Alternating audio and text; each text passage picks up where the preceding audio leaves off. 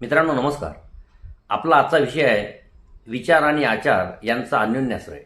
मित्रांनो, आपल्या आचरणावर म्हणजेच आपल्याकडून घडत असणाऱ्या बऱ्या वाईट कृतीवर आपल्या विचारांचाच प्रभाव अधिक असतो. संत शिरोमणी तुकारामांचा एक अभंग आहे, बोले तैसा चाले त्याची वंदावी पाऊले.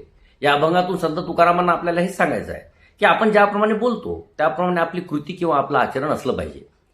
अशाच व्यक्तीला समाजातही किंमत असतेच. मित्रांनो, आपल्याकडून कृती घडत असते ती आपल्याला सुचलेल्या विचारांमधून. या विचारांनाच मानस असेही म्हटलं जातं.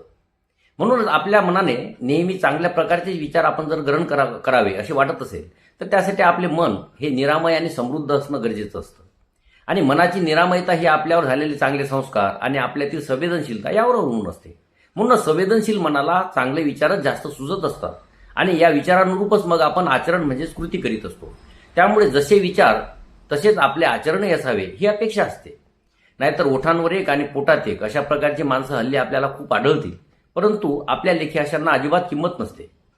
मित्रांनो, घर रस्त्यावर असेल तर त्याला किंमत येते, शेती रस्त्यावर असेल तर तिलाही भाव असतो, परंतु माणूस रस्त्यावर आला ना की त्याची किंमत संपत असते. माणसाच्या बाबतीत हा विरोधाभासच नव्हे काय. दुसरी गोष्ट, काही माणसं ही लाखात एक असतात आणि काहींकडे लाख असले तरी ते माणसात अजिबात नसतात. ही वस्तुस्थिती आहे.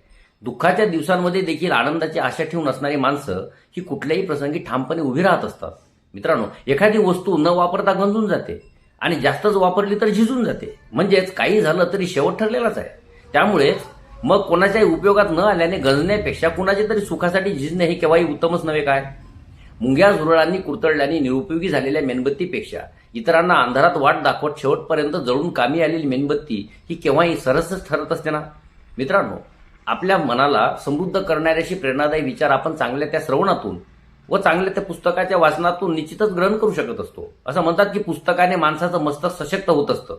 असं सशक्त मस्तक कुणाचंही हस्तक होत नसतं आणि हस्तक न झालेलं असं हे मस्तक मात्र कुठेही नतमस्तक होत नाही. मित्रांनो, कुणाची ताकद तो किती मोठा आहे यावर कधीच अवलंबून नसते. हेच बघा ना, जो डोळ्याने दिसत नव्हता एवढ्या सूक्ष्म जीवानं एक दिवस अख्ख्या जगाला वेठीच धरलं होतं. आपल्याला अपेक्षित अशी प्रत्येकच गोष्ट आपल्या मनासारखी होत नसते आणि म्हणूनच आपल्यात सुखापेक्षा समाधान शोधावे. आपलं आयुष्य आनंदानं व्यतीत होईल. चांगली माणसंही शोधावी लागत नसतात, तर आपण चांगले वागलो ना की ते आपोआप आपल्याला मिळत असतात. मित्रांनो, दुःखाशिवाय सुखाचे, रात्रीशिवाय दिवसाचे, उपवास केल्याशिवाय अन्नाचे, अज्ञानाशिवाय ज्ञानाचे आणि उन्हात फिरल्याशिवाय सावलीचे महत्व कदापि लक्षात येत नसते. आजच्या विचारमालेतून आपल्यासमोर मला एवढं स्पष्ट करायचं होतं. तेव्हा आपल्याला हे विचार आवडत असतील तर निश्चितच व्हिडिओला लाईक करा, कमेंट करा आणि माझ्या चॅनलला सबस्क्राईब करायला विसरू नका. धन्यवाद.